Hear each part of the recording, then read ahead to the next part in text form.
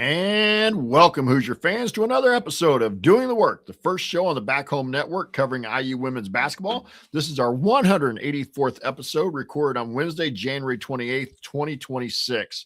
I'm your host, Jeff Marlow, joined by my co-host, Kathy Amos. And tonight, we will be talking about the Hoosiers' loss to Ohio State last Thursday on the road, 81-67, and their loss on Sunday to in-state rival Purdue at Mackey Arena, 80-69. This drops their record to 80-69. Or excuse me, my bad. Drops their record to 11-10 overall, 0-9 in the Big Ten. So at the halfway point, the Hoosiers are winless. We will also be highlighting our next opponents: Michigan, Northwestern, and Wisconsin. But as we do with every episode, we're going to begin with our Hoosier Proud banner moment, brought to you by homefieldapparel.com or Homefield Apparel, presenting sponsor of the Back Home Network. And Kathy, I'm not much really here for banner moments right now, but I'm going to go to Shea Chesky. Her 37-point performance on Sunday was the fifth time this year that she has scored 30-plus points in a game for the Hoosiers. I have not looked, but going into Tuesday, I believe she was the second leading scorer in the country and the number one scorer in the Big Ten. And I can't imagine that got any worse after her numbers on Sunday. Home Field is constantly releasing new schools or updating its products for schools in its existing line. You are bound to find something for you or anyone in your life who just loves great collegiate gear. Not only do you get quality apparel, but you're also supporting an Indiana-based business that has its roots in the Kelly School of Business. Go to homefieldapparel.com and use our promo code HOME23, that's HOME23, to get 15% off your entire first order. That's promo code HOME23 for 15% off. Once again, the website is homefieldapparel.com. Wear one for the team.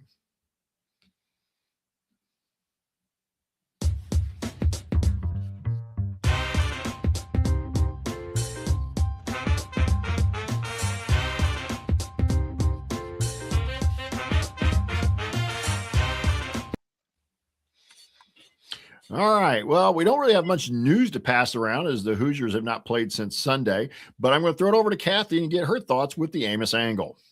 Yeah. Thanks, Jeff. Thanks to everybody who's watching with us here tonight live and or listening later on through whatever podcast streaming source they like to listen to. I'm not even sure what to say anymore at this point, Jeff. This is their eighth loss in a row.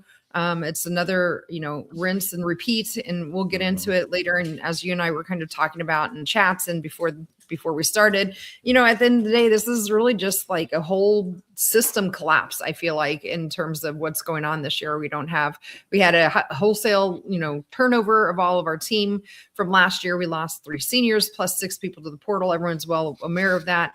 We knew it was going to be a rough year. I never envisioned that we would be 0-9 halfway through the conference. I really didn't. I thought that, at least some of the players we had coming in looked like they had some good talent. We talked about Big Z quite a bit and how much we're expecting from her. The injury bug has hit her once again. We'll talk about that when we get to the Purdue game, but now it's her other foot. It was a foot or a lower injury before. Now it's her other leg. She was back at a boot in that Purdue game. Our bench rotation is just completely non-existent at this point. We basically are playing 7 players. And then I'm just frustrated with the lack of, Coach Morin willing to try and mix things up. Our defense, we could talk about it later if we want to in the numbers. I was looking at some of the team numbers and where we're at according to her hoop stats, and our defense is just off the charts bad, right? Having any assists on top of it, mainly because I think Shea Chesky is having to put a lot of load on herself to do it. For example, we're only forcing teams to commit 13 turnovers. It's 346 in the country, and that's just not something that we have seen from Coach Morin's team. And I'd like to see something different. I don't know if it's the change in the lineup, a change in, try some different people off of the bench. Right now, again, we're basically only playing 2. I know Phoenix Stotine has gotten in the last couple of games, but it's really not meaningful minutes. It was 2 minutes against Ohio State. Maybe play some zone, try something different, because whatever we're doing right now is just absolutely not working. And I'm sure if we're sitting here as fans frustrated, we can't even imagine how frustrated the players and the coaching staff must be. But for me, that's kind of my Amos angle today. I just wish that we would see Coach Morin and her staff do something different to try to shake things up right now, because 0-9 and we're on an 8-game losing streak. And looking at the schedule ahead, especially what's coming up home here tomorrow, it's not looking like it's going to get any easier than, some of the games that we've seen here recently. So. And Kathy, based off of what we talked about beforehand, the only player that's being listed right now on the injury report is Big Z. So if Chloe Spreen, if Faith, I think also Sydney Finn is also listed, but we've known that all year long. Yes, but where is Faith Wiseman? Where is Chloe Spreen? It's time. You've lost 8 in a row. You're 11-10. You're 0-9 in the league. It's time to play the bench. It can't get any worse. It really can't, can it? I mean, right. Okay, if it does, then we know, but it's got right now. What's the kind of the definition of insanity is doing the same thing game to game and thinking you're going to get a different result. Do something, play more, juggle it, do something. But right now you're expecting this team. Lene and Shea are having to carry way too much of the load on this team. And we've said that kind of from the first few games, but we've been happy. We've had games where Maya Makaluski has shown that she can do some things. And I really think Kathy has a bright future too, but she just is a freshman who hasn't quite shown she can go out and get you 20. Now, maybe she will in the last half of the Big Ten season, but it just, I agree with you. Let's do something different. I got some other thoughts I'll come back to. We talk about the Purdue game more specifically. So speaking of that, Kathy, why don't you talk to us a little bit? I'll kind of lead you into this a little bit, and you can kind of highlight the Ohio State game a little bit, and I'll maybe ask a couple questions. I did not watch the game. I had a game last Thursday, wasn't able to watch it, didn't go back and watch it. But first half, here comes Indiana. They're out to a 10-point lead. They're up 42-32 on the road against a ranked Ohio State team. So talk a little bit about that first half. Yeah, the first half, boy, they looked so much different than what we have been doing. And a big part of that, Jeff, was the shooting was just incredible to come out of the gate. We had a 17-2 run that ended up being 19-4. But then, of course, Ohio State ratchets up their press, and we just let Ohio State go on a huge run and let them back into it. So again, we were up 19-4 at one point, and by the end of that quarter, we were only up 21-17. So we let a huge lead once again just kind of slip away. A lot of it turnovers, 11 turnovers in that first half led to 13 Ohio State points. And again, this has become a big theme for this team. And, it looked really good, but water finds its level. And that's exactly what happened in the second half. In the first half, we shot 66% from the field, 69% from three. All 5 starters had score, including Lene and Shea, was 16 and 14. We had out rebounded Ohio State 17-10, but we did have 11 turnovers, which at this point I would take 11 turnovers and a half with some of the games we're seeing. But it was just, I knew, and I looked at my husband. I was in another group chat, and I said, this just isn't sustainable. And I think water, unfortunately, is going to find her level. But let's see if maybe they can come out and at least hold the line. So that kind of leads us into the second half, where we just had those third quarter demons again sneak up on us, and Ohio State outscored us 27-13 in just that half alone. Or in that quarter, fouls are piling up at this point. We have Shea getting, fouling out with 4:42 to go in that fourth quarter. They outscored us 22-12 in the fourth quarter. It was just another. At this point, I can't even say they don't play a full 40 minutes. At some point, I don't even know they're playing a full 20 minutes, because some of these halves are just completely getting away from them. And that's what happened in the second half. Ohio State came out and they clearly, talked at halftime and said, we're going to really clamp down on them with our press and with our, defense that we're known for. And that's exactly what we did. And they ended up with 26 turnovers. I know we'll get into it when we talk about some of the numbers, but it was not pretty in that second half. And you just kind of felt it real quick, right when the half started, and it led with a little bit coming out of the second quarter.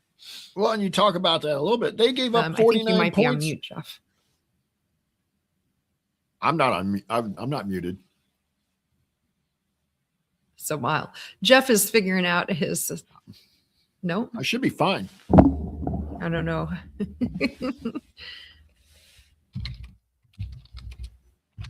All right. Can you hear me now? Yes. Yeah, so Can you hear me okay, though? Yeah, I can hear you. We're having some good technical difficulties here, too. So we're trying to get a little here to feedback from the workaholics because make sure it's not on my end. Because I'm not muted.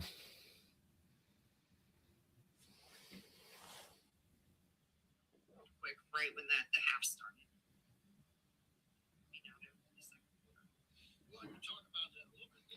Yeah, I think it's on your end, Kathy.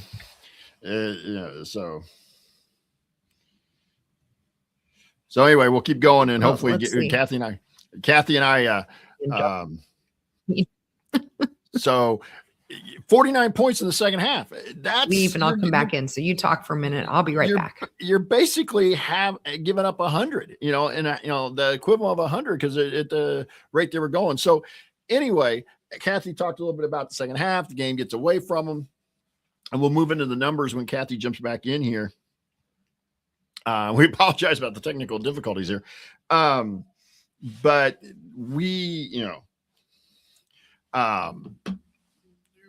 this team just really goes through these spells where A, they turn it over a lot, and B, they can't stop the runs, and they just offensively they get very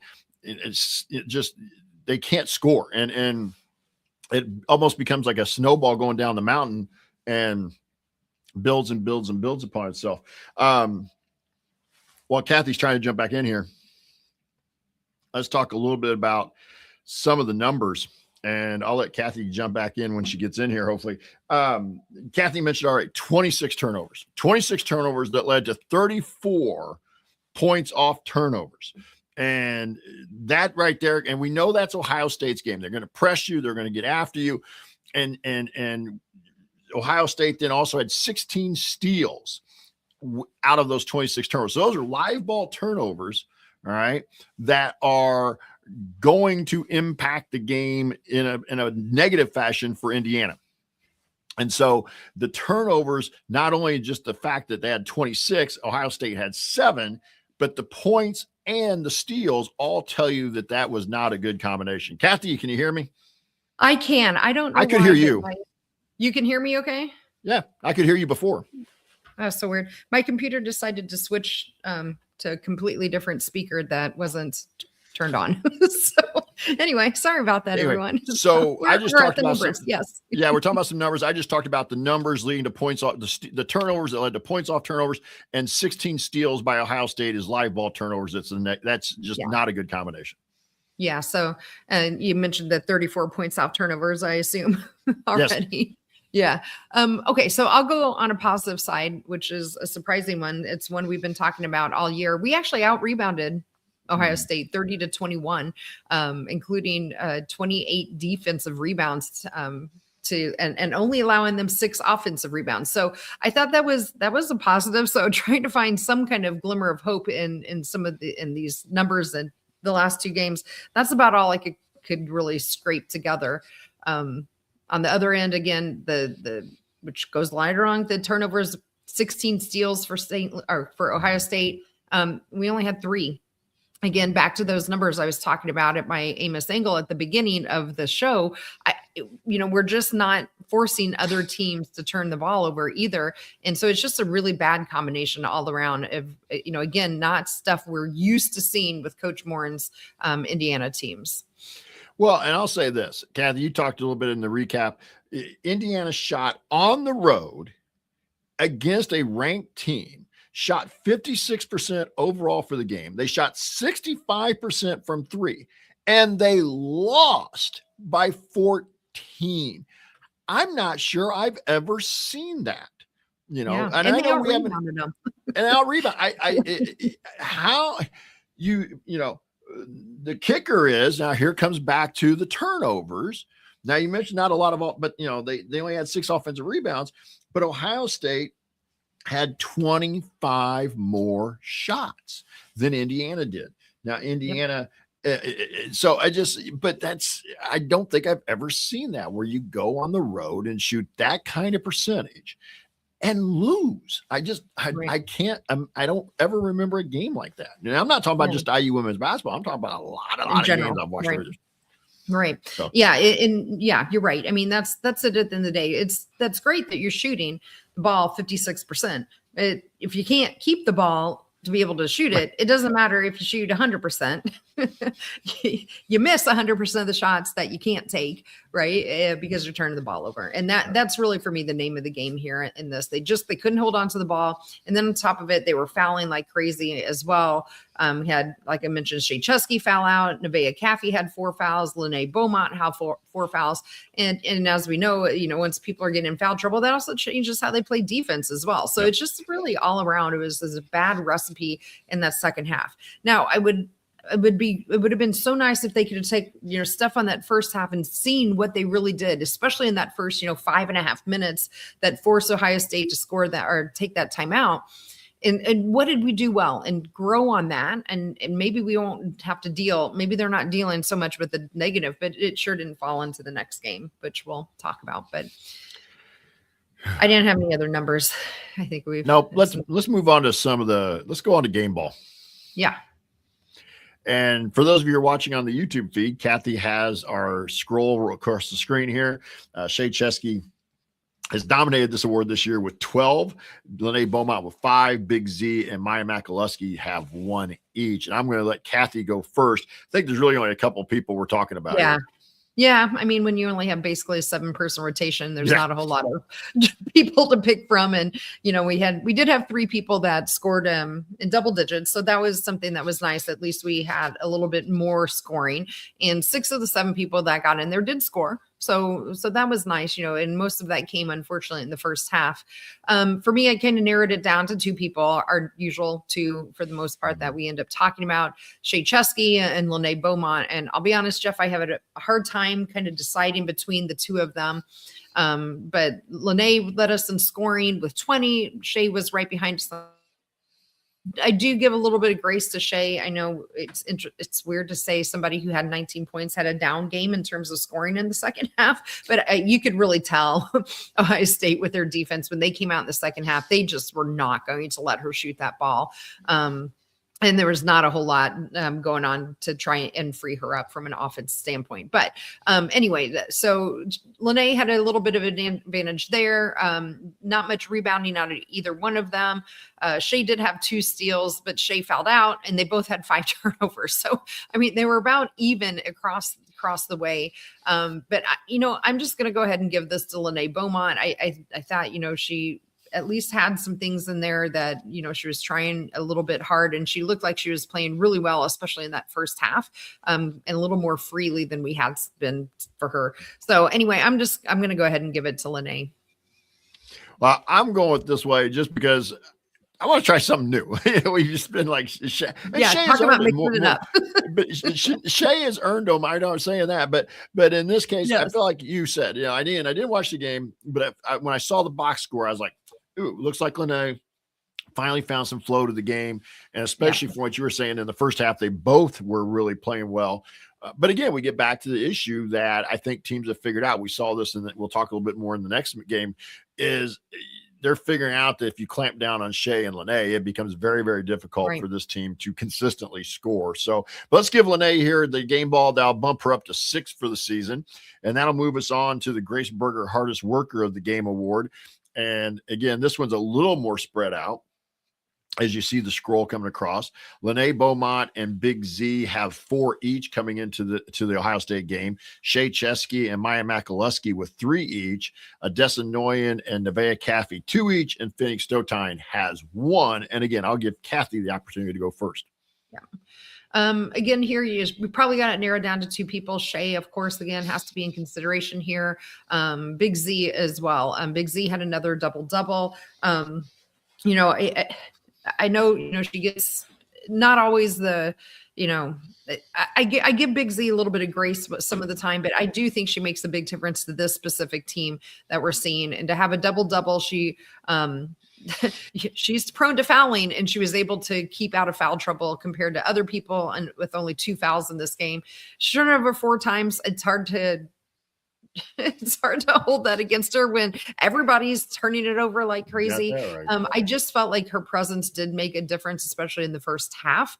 And her 10 rebounds as well, being a team high, kind of sealed it for me, including 5 of 6 from the line. So for me, I went ahead and gave my hardest worker to Big Z in this game, mainly because of her presence and being able to help lead us in rebounding.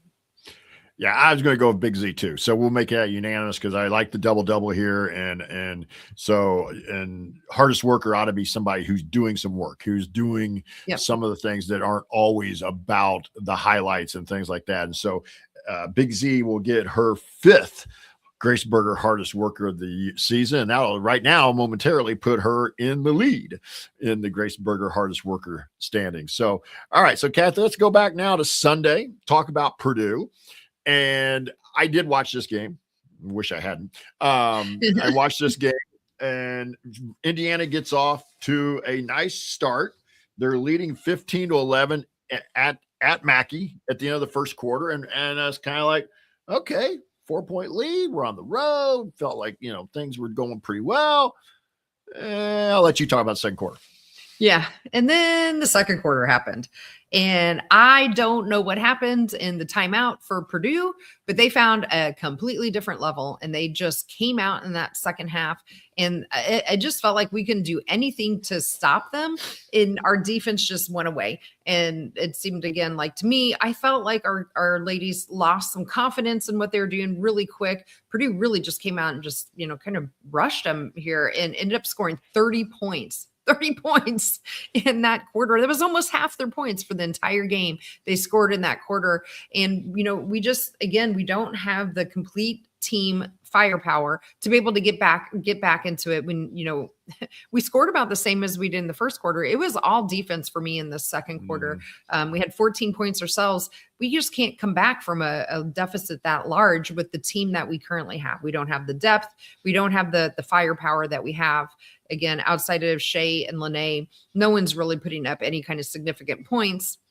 And I thought Purdue did a nice job actually keying in on Lene in this game. They weren't doing anything to stop Shea, but they really were, I thought, slowing Lene down and just some missed opportunities. But yeah, the second quarter was the doomsday for this game in particular, that, in my opinion. Well, it was. And two things I want to recite here.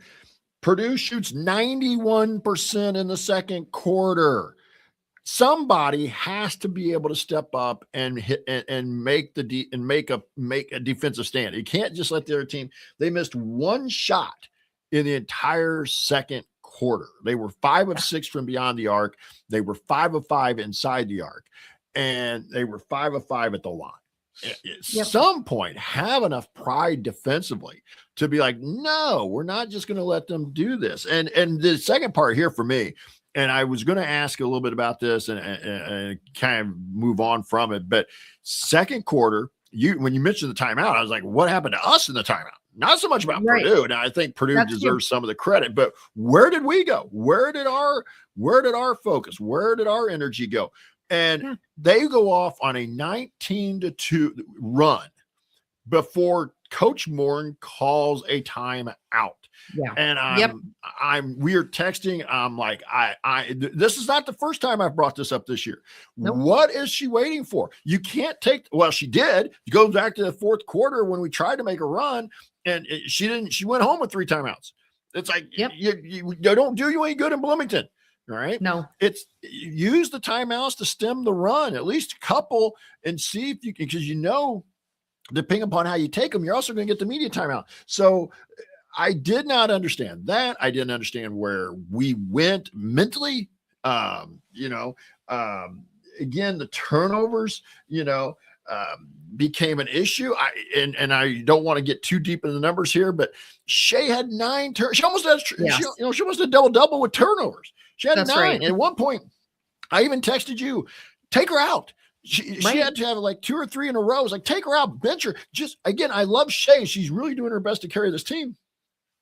But when she's messing up, take her out and give her a blow. This is the part of that result you're talking about of playing all those minutes. So second quarter is really where the game was. Purdue leads 12 by 12 at the end of the half. And then you look at the second half and it was essentially a tie game. And, Jeff, it wasn't like it was just one person that put up all those 30 points for Purdue. No.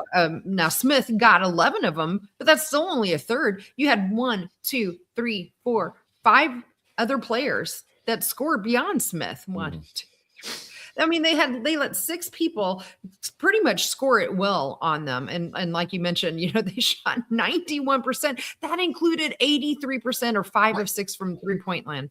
5 of 6 from 3-point land.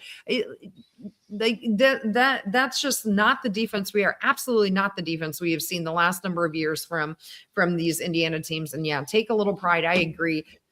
Boy, again, it's just something has to get shaken up here with this team to see if they can get out of whatever funk they're currently in. But and again, it's a rivalry.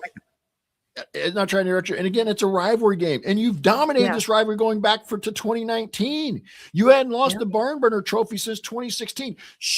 And again, this is on the players too. And I think when they really kind of showed some frustration in the post game, but the coaching staff has to do something here. I know they may be frustrated, but you can't just sit over on the sideline and only take one timeout in a 19-2 run and give the appearance that for me and you and others I was chatting with, the appearance that you're giving up. That's right. I really don't want to believe that, but that's the appearance. That's right. It looks like it from a lot of different angles too, right, Jeff? Like I know we haven't really talked too much about the second half, but a big part of this game too that I think we were frustrated with is, again, something we talked about in my Amos angle, the things we've been talking about in the recap, is the lack of bench play that we're getting. So now we have Big Z out. We have Noyan, who started, she fouled out. Odineme is now her backup somehow. And instead of Faith, she came in, she fouled out, 5 fouls in 21 minutes. And you still don't put Faith Wiseman in. Instead, you move Maya Makaluski down to the 5 spot. At that point, I don't think we're going to see Faith again coming off of the bench for us. Like, I really don't. I predict, I think at the end of the year, she's going to transfer out. Why would she want to stay here? I mean, clearly she's not getting any playing time unless, like you said, there is some mystery injury. But again, if she was injured, I would expect that she'd be on the injury report, which she's not. So the only thing we can go off of is that she's not injured and that she has done something that has really put her in the doghouse. The same thing with Chloe Spreen. And Phoenix Stotine for that matter. Again, I get it. Phoenix technically played, but she only got 5 minutes here, 3 minutes ago to Ohio State. Those 3 players, and to me, are just a complete mystery as to how we are not trying to play any of them. Instead, you're letting people foul out. You're putting people at the 5. You got, people playing 40 minutes. You got Shea Chesky playing 38. Nevaeh Caffey in the Ohio State game, we didn't even talk about it. She played 38 minutes in that game, 34 in this game. I just do not understand what the heck is going on with those bench players, that they could be so bad that you don't put them in, even in blowouts, even if it's a blowout. Like, you got to be starting to look a little bit towards the future too, in my opinion. I know coaches aren't supposed to do that and you play for the current season, but this season is kind of a wash at this point. Yep. So pardon my rant. So, I'm just really frustrated. And like the second half, they got it back within under single digits a few times, but it just basically stayed at about a 10 to 12 point game the rest of the way. Yeah. So I think we cut it down. It was 8 going to the fourth quarter, and it just we just couldn't get over that 8 point. Right. So I don't have anything else about the game recap. Let's move into the numbers a little bit, Kathy. And I'm going to go first here. And again, I know these sound like broken records, but Purdue outscores us on points off turnovers because we turned it over 20 times, and they outscored us 27-13 on points off turnovers. So again, they got over a point per turnover, and you look at, they scored 80, roughly a third of their points came off of turnovers. Yeah. Numbers that stick out to me, trying to find positives again. Hey, look at this. 2 games in a row. We out-rebounded our opponent. That's great. 31-24 in total rebounds. The problem, we had 10 offensive rebounds. We only turned into 4 second chance points. Yeah. Purdue had 8 offensive rebounds. We let them turn that into 7 second chance points. To me, that just, again, it speaks to me that the mindset of this team and what I'm seeing on the TV, what I'm seeing in the numbers, I feel like this team has really hit a wall and are starting to give up. That's all there is to it. Like allowing that many second chance points, getting out rebounded on, the defense end of things. It's just really a complete system failure. I feel like at this point in the season, and it's really sad, Jeff. Yeah. So go ahead. What's your number? Well, I'm right now. I don't have any positives. There's nothing. I'm not trying to sound like a Ryan Rand here, but it's just, there's not a lot of positive. I'm glad Kathy can try and find some positive. But again, we know this is an issue, but Purdue scored 35 points off their bench. That was almost half their total. We scored 9. Again, part of that's because our bench isn't very good right now, and it doesn't show up in the scoring column. But we're not playing a bench. We're only playing 6.5 people, 7 people. Why don't we give Faith and Chloe Spring? At this point, what do you got to lose? You've lost 8 in a row. Right. Give them there's nothing to lose at this point. Their season, they're not going right now, and they're not making the Big Ten tournament, let alone worrying about anything else after that. So you might as well get these kids some experience and find out exactly what you got, because otherwise they're going to go off somewhere. And again, I'm not trying to sound like, I'm new this per se, but you look at Lily, you look at Jules, and you look at Lexi Bargesser, and they're doing some decent things, and especially Lily, who's in a Power 4 conference. Somebody's going to have to explain to me what was going wrong in that locker room that they felt they had to bail. And now some of that from Lily especially came from us as fans, but I'd take Lily. I'd take those 3. And if you kept those 3 around, this team looks a little bit different, and maybe they're not losing 8 in a row. That's right. Yeah. I mean, even if you get 2 of the 3, Lily, like you said, I think she had a lot of outside pressure being, the incumbent to backfilling Mac. And I get that. So I can see why she left. The other 2, boy, I think they would have been huge additions. You got experience, you got people in the system, how it's supposed to be. They knew we're getting better at defense, but anyway, here we are. We're talking about the current team. So I'm trying to. I don't know that I have any more numbers on this, Jeff. Let's hand out awards, Kathy, and I'll let you go first on the Grace Berger Award. I don't think there's any question of who we're giving this one to. Or I'm sorry, the game ball here. I don't think there's any question who we're giving it to. I mean, as much as I hate the 9 turnovers, you got to give Shay the game ball. Sorry, pardon my French. Shoot, she scored 37 of our 69 points. I don't know how you don't give her a game ball, even with the 9 turnovers. You got to excuse those. I wish, when they were coming in, really rapid fire, that coach would have taken her out and sat her down and gave her a breath to put her back in. But boy, you could tell. And to be fair too, Jeff, I think some of those turnovers are coming because she is feeling the pressure to put the team on the back, and she's pressing a lot and trying really hard to make her own shots. And that's coming out in our assist numbers, which we didn't talk about. The team only had 7 assists in this game. And so I think a lot of that is because I think Shay is just pushing so hard to find a way to score on her own. So anyway, Shay Chesky for me. Yeah, I agree. And she's tired. She's probably fatigued as all get out. She also did have 2 steals, and she had 3 rebounds, Kathy. So she did contribute. Just the 9 turnovers obviously stood out. So Shay's going to pick up her 13th game ball of the year here for the season, and she's by far the leader on this. So let's move on to the Grace Berger Hardest Worker of the Game Award. And again, I'm gonna let Kathy go first here. I think I'm just gonna go ahead and give it to Lene. I think that Purdue was clamping down on her pretty good. She didn't shoot very well from 3-point land either, 0 of 5 there, but she was 5 of 15 total from there. She was second in scoring with us for 13. She included 6 rebounds. Again, that was a team high and 6 rebounds. So you got to give her kudos to that. She only had 2 turnovers, and she contributed 2 steals.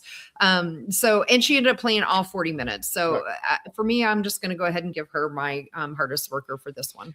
Yep, and that's going to move her into a tie with Big Z with 5 for the season, because I'm going to agree with that. I think also I didn't hear you mention, but she also had 2 assists. So if Lene hits anything, if Lene hits a couple threes, this game looks maybe a little different scoring wise. Yeah. And I'm not laying it on Lene. She did go 0 for 5 from beyond the arc, but she goes 2 for 5. Now, obviously, she's scored 19 points, and you add 6 to her. So, but it just was not a game for her. She struggled shooting the ball, but she did some other nice things. So I'm with you. Let's give that to Lene. Yep. All right. As we move on here, and let's kind of talk around the Big Ten here real quick. Yeah. And Jeff, I put a lot of numbers in there because we haven't podcasted for a couple of weeks. I took some games out, but feel free to cherry pick. I think at least highlighting the upcoming 2 games on Sunday might be interesting ones. So, let's go back a little bit. Go back to the 19th, Martin Luther King Day. Some going across conference, lines here a little bit. Ohio State with a nice win over number 9 TCU, 71-69. Nice ball game there. Number 5 Vanderbilt defeated number 7 Michigan on that same day, 72-69. So games that you really would like to see in the Big Ten, and that Ohio State game I think will come back to be helpful for the league as a whole. When it comes time for some seeding and things like that. The one, I guess, that shocked me here was on a week ago, Wednesday, the 21st, Wisconsin beat Nebraska 63-60 in Madison. And then Iowa went on the road on Thursday, the 22nd, to Maryland and won in overtime 85-78. And now Maryland was down 17 with less than 4 to go in regulation. It came back to force overtime. So a huge run by the Terrapins that got it into overtime. Yeah. I think they scored like 20 points in those 3 minutes or something like that. I heard it was like a 20-3 run in 3 minutes for them to tie that game up. I just caught it right at the end when they forced it to overtime. So I didn't get to see the whole run. But anyway, sorry. Yeah, then 3 days after Ohio State beat Indiana, they traveled to Iowa and lost 91-70. So the Hawkeyes blew them out in Iowa City. Then we got 2 really good games coming up here on Sunday. Michigan at Michigan State, number 9 Michigan at number 13 Michigan State, and number 8 Iowa travels out to the coast to take on number 2 UCLA. So those 2 games on Sunday. That game in Westwood may very well determine who wins the Big Ten regular season title. 100% agree. Yeah. And then Maryland, a week from tonight, Maryland will be on the road at number 13 Michigan State. So right now you have Iowa and UCLA and Iowa are tied at 9-0 atop the league. Michigan's 1 game back at 8-1. And then Michigan State, Ohio State at 7-2. So I'm going to turn it over to Kathy here. She's going to preview the Michigan game for tomorrow night. Yep. Where are we going? Upcoming schedule. Okay, Michigan. So as Jeff already mentioned, Michigan is currently ranked number 9 overall. That game is going to be at home. It will be tomorrow, Thursday, the 29th. It tips off at 7 Eastern, 6 Central. It will be on Peacock. Just as awareness for people who have Peacock or been watching on Peacock but have regular TV like me on YouTube TV. So a lot of these games that are on Peacock are also showing up on NBC Sportsnet. So you might not need to watch it on Peacock. It's for me a little nicer on YouTube TV because I can rewind and fast forward. But just a public service announcement there. But anyway, back to Michigan. They're 17-3 overall. They're currently sitting 3rd in the Big Ten with 8 wins and only 1 loss there. Behind UCLA and Iowa. Those are the 2 teams tied at the top with 9. Their only losses have come to UConn and Washington. Washington was their 1 Big Ten loss. And then, as Jeff had mentioned already, Vanderbilt, who is ranked number 5 right now. So, your 2 of your 3 losses, UConn and Vanderbilt in the top 5. And Washington, I think, is currently ranked somewhere around like 19th or something like that as well. So none of their losses have been bad losses. So individuals you want to watch for. Jeff, do you want to take the individuals here? I guess I can. I was going to let you go through this Michigan right, but all right, I can do that. Okay. Yeah. So individuals you want to watch for. Olivia Olson leads the way in terms of scoring with 18 points per game. She also contributes a team high 5.7 rebounds. Silas Swords is next in scoring at 13.7. And Mila Holloway contributes 12.5 points per game and 4.6 assists. As a team, this is where the numbers will kind of make your eyes pop a little bit. So they're number 6 in net overall in the country, number 7 in her hoop stat. So that, number 8 ranking that they have right now is definitely earned. They are 6th in the country at points per game, and they are averaging 87.2 points per game, and they are giving up 59.6 points per game, which is 75th in the country. They are shooting the ball quite well at 47.3% from the field, which is 14th in the country, and not bad from three-point land at 33%, which is in the top 100. Their defense, though, is definitely something that they are also good at. You don't get to number 6 in net without being good on both sides of the ball. So they hold their opponents to only 0.69 points per play, which is 16th in the country. They are also contributing a total rebounds of 42, which is 27th in the country, and out rebounding their opponents by 10.5. They also share the ball. We talked about Indiana not doing that this year. Michigan absolutely does. They average almost 18 assists per game, which is 24th in the country. And then again, defense, they force 24 turnovers per game, which is 12th in the country. So I'm not quite sure, Jeff. I was going through this game and I was telling my husband before the podcast tonight, I was looking at all these numbers and I haven't watched much of Michigan, but I'm just not even seeing a weakness right now that Indiana would be able to exploit. So I'm not feeling real confident with this game, even though it's going to be in Assembly Hall. No, I don't disagree. There's not a lot of weaknesses there. And with this current IU makeup, it's going to be a tough game. There's not a lot of things that we do well to exploit anything that they might have an issue with. It's a game I'm worried might get ugly at home with the way we've been playing and with the way that they're capable of playing. Then after the Michigan game, then on Sunday, Indiana will be hosting Northwestern, and that game will be on Big Ten Plus or BTN Plus. Northwestern, as of now, 8-12 overall, 2-7 in the Big Ten. They're led by Grace Sullivan with 22 points a game and 7 rebounds. Taylor Toms with 10 points and 8 rebounds a game, and Caroline Lau with 9 assists. The team is 133rd in net. They're 152 in her hoop stats ranking. They only score 65 a game, which ranks them 210th. They give up 71.9, which puts them at 320. So this is a Northwestern team that's struggled quite a bit of the year, but has found a way to win twice in the Big Ten, 2 more than us. They shoot 42% from the field. Overall, their 3-point percentage is 29.5, which ranks them 219th. This is not a very good shooting team, especially from beyond the arc. We have in the run sheet here a winnable game for a team that desperately needs a winnable game, and especially at home with the Wildcats. So, Kathy, why don't you talk a little bit about Wisconsin? That game will be 1 week from tonight. That's right. So Wisconsin will be on the road Wednesday, February 4th. That will tip off at 7:30 Eastern. I'm not sure what channel that game is on. So you might need to do what? It's on BTN Plus. Big Ten Plus. Okay, that's what I thought. When I looked earlier, it was blank on ESPN's app. Okay, so anyway, 7:30 Eastern, February 4th. Again, a week from tonight on Big Ten Plus. Wisconsin's record is 13-8 overall, but they're 5-5 over in the Big Ten. And interesting, they had a really nice win over Michigan State. Michigan State is currently 4th in the Big Ten, and one of their 2 losses is to Wisconsin. I believe that was at Wisconsin as well. So Wisconsin, again, on the road is not a team to be taken lightly, like you might have thought of Wisconsin of past years here recently. So a couple individuals you probably want to keep up from are Destiny Howell, who averages 14 points per game, Kyra Daniels, 13.1 points per game and 4.7 rebounds. And then hopefully I'm saying her last name correctly, Gif Uchenna. She has 7.7 points per game, but leads the team in 6.4 rebounds. As a team overall, they're 71st in the net, 91st in her hoop stats. They only average 70.3 points per game, which is 110th, and they are giving up 69.6 points per game, which is 296th. 42.3% is their field goal percentage, which is 123rd. 34.4% from 3-point, which is 53rd. And they're only out rebounding their opponents by about 1 rebounds per game.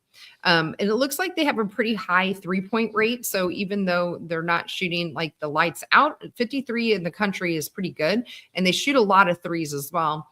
The interesting thing that I saw when I was looking through her hoop stats is their defensive numbers just don't look really good. So this is an interesting matchup for me, Jeff. I think that we could match up pretty well.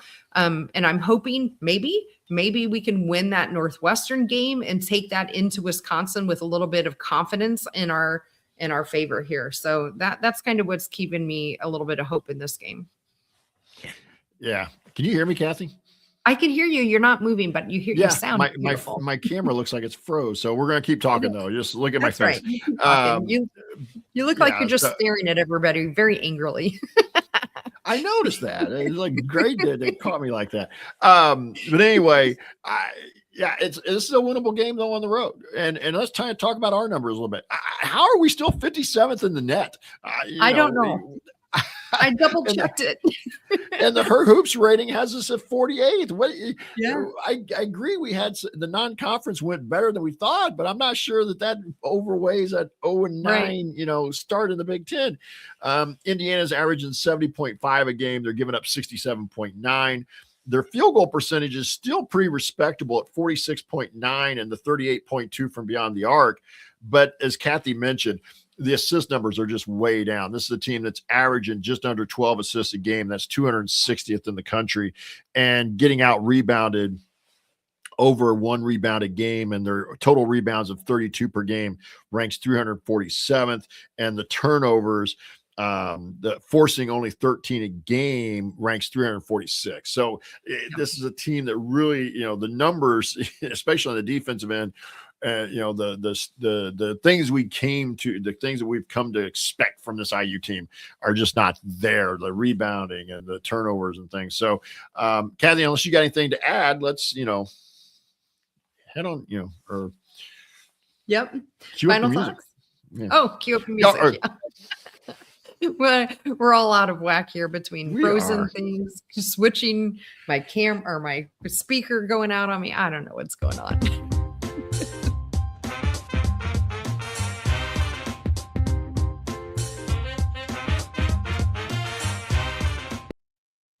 All right. Well, Jeff is left to see if he can fix his video here. So I'll try to wrap things up and start with my final thoughts. So yeah, I think this whole thing probably sounds pretty negative, and quite honestly, I think it's deserved. It's right now, as I mentioned, it feels like a whole system failure in terms of what is going on with our program. I'm not sure if it started last year and is carrying over even with the entirely new roster, but something has to be shaken up. And something really quick with a really, really fantastic Michigan team coming into town tomorrow night. I think there's talent in this team, and I think they're all trying hard. And so I don't know that I would say I feel like the team has quit. There are times where they look tired. I think, Shea is pressing really, really hard, trying to get herself to be able to lead the team through all of these and try to put the team on her back. And I think that's leading to a lot of turnovers from Shea, and it's just an unfortunate kind of conglomeration of bad events that's coming together for this team. Now, I don't know what's going on in the locker room. Jeff doesn't know what's going on in the locker room. I would suggest probably most of the people listening tonight don't either. So I'm hoping that the team is feeling maybe a little less pressure and negativity than maybe we've exuded on our show tonight, and that they're going to be able to come out and show us something, because we have seen glimmers, right? That first half against Ohio State, especially that first 6 minutes, boy, that was some really good looking basketball. So we know they have it in them. So hopefully we can get Big Z healthy. Hopefully maybe Coach Morin can look within herself and figure out how she can play some more of the bench and trust them a little bit more to start getting them some playing time and see what we can do to shake things up here as we go into the second half of the Big Ten season. Because, if they can rattle off a bunch of wins, there's still a chance they make the Big Ten tournament. It doesn't look very good right now, but 2 of the next 3 games in particular are definitely winnable. Northwestern for sure. I think Wisconsin, even though Wisconsin has 5 wins in the conference, they looked pretty good in some of those. I think that's winnable as well. But if you're, just a women's college hoops fan, like most of you listening probably are, and if you want to see some other games in the conference, Sunday is your day, and they're all staggered just for your watching pleasure. So you can start at 12 noon and watch Michigan and Michigan State tip off. And then we tip off at 2:00. And then at 4:00 on Eastern time, we have the Iowa and UCLA game. So you can just sit down and make a whole, 6 hours or so of women's Big Ten basketball to kind of go. So Jeff, I can't see you on your camera, but I think I hear you. Do you want to give your final thoughts? Yeah, I'll just do, it was kind of, I'm just in incognito here. I'm in witness protection or something, I think. I can't figure it out. I'm not going to try and jump out of here and restart it and all that. We only got a few minutes left.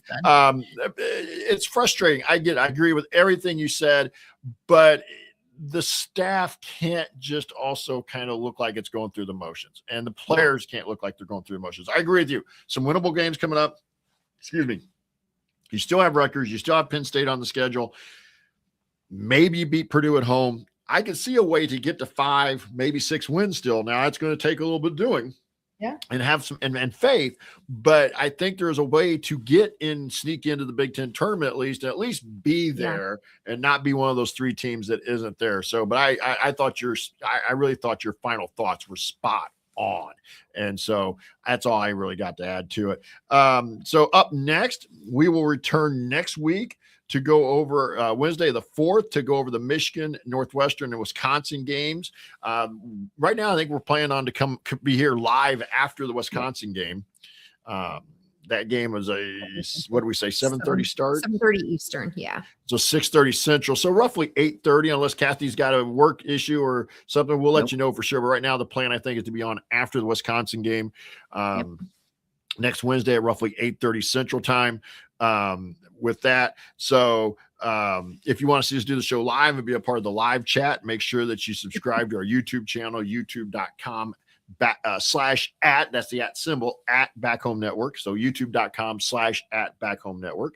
You can also be a part of our private community. Find out more about that at assemblycall.substack.com. Special thanks to John Ringer of rigdesign.com for designing our logos. Big thank you to Bob Thompson for the music you've heard throughout the broadcast. And again, thank all of you for either watching us here on the live YouTube feed or wherever you get your podcast feed from. We'll be back to talk about IU hoops with you next week. Until then, keep your elbow in, your eyes on the rim, and let's go Hoosiers.